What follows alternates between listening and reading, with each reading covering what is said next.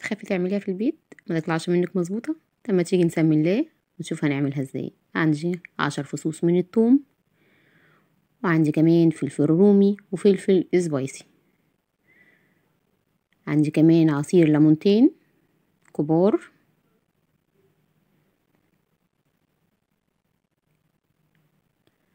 عندي بقى هنا كمان ملح،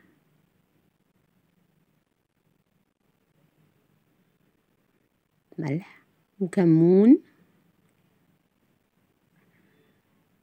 وفلفل اسود. والاساس هنا بقى ايه؟ الملح والكمون والثوم. اي حاجه تانية ممكن تستبعديها، وعايزه تزودي بهارات تاني ممكن تزودي. انا عندي نص كيلو من الكبده متقطعه شرايح، والكبده ما بتتغسلش.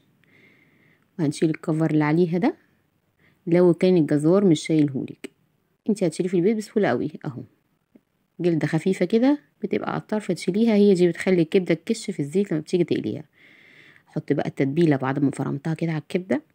تبلها كويس قوي. انا عايزه اغلف الكبده دي بالتتبيله كويس قوي.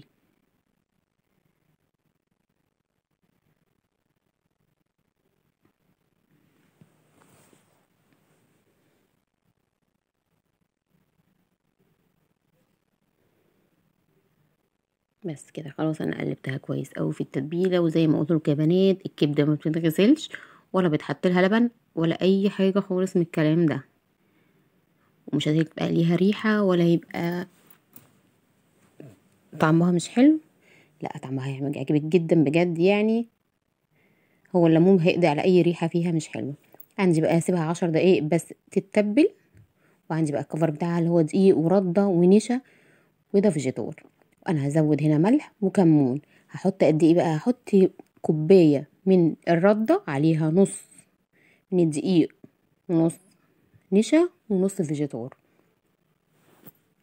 يبقى هي تبقى كوبايه رده، دقيق والنشا والفيجيتار نص كوبايه من كل حاجه.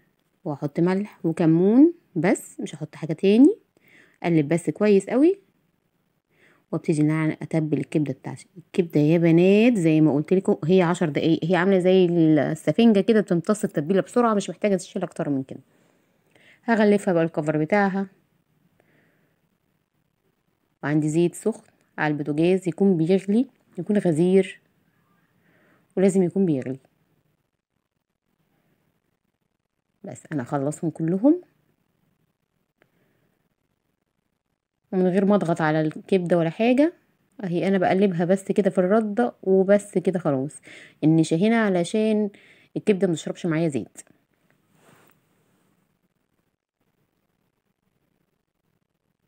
بس كده خلاص. عندي بقى الزيت هنا بيغلي على البوتاجاز، لازم يكون بيغلي ويكون غزير كمان، لازم يكون مغطي الكبده وانا بحطها. وكمان مش هحط كميات كبيره،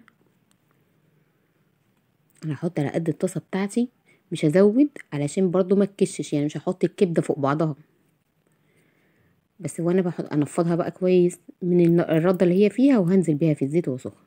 وهي هتاخد على كل جنب نص دقيقه بس، نص دقيقه على الجنب ده ونص دقيقه على الجنب ده. الكبده ما بتاخدش سوا كتير، من الحاجات اللي ما بتاخدش وقت على البوتاجاز. تاخد لون بقى من ناحيتين زي ما قلت لك، ونص دقيقه على كل جنب وبس. خلاص هبتدي ان انا اشيلهم. ومش هشيل على مصفى ولا مناديل ولا اي حاجه، انا هشيل على طبق قدامك خالص كده خالص، طبق وبس. ومش هتشرب زيت.